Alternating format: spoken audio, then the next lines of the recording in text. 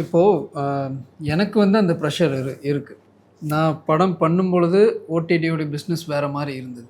இப்போது ரிலீஸ் ஆகிற டைம் வந்து அதனுடைய ப்ரெஷர் ரொம்ப அதிகமாக இருக்குது. தியேட்ரிக்கல் போனால் தான் ஓடிடிக்கு வருது. ஸோ அப்படி வந்து ஓடிடியோடைய கண்டிஷன்ஸ் இருக்குன்றதுனால இப்போ அடுத்த அப்கமிங் ஆஸ்பைரிங் ஃபில்ம் மேக்கர்ஸ் வந்து இண்டிபெண்ட்டாக எடுக்கிறதுல ஒரு ரிஸ்க் இருக்குது. அது ரொம்ப ப்ரெஷராக இருக்குது. தியேட்ரிக்கல் போனால் மட்டும்தான் ரிஸ்க் இருக்கும் அப்படின்னு.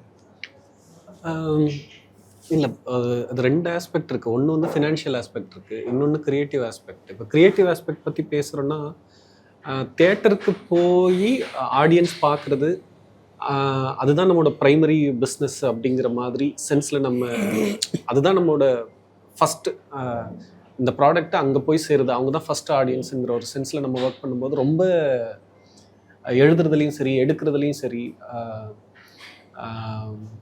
ரொம்ப எஃபோர்ட் போட்டு சின்சியராக ஜென்யூனாக நம்ம ஒர்க் பண்ணால் தான் அதை கிராக் பண்ண முடியும். அவங்கள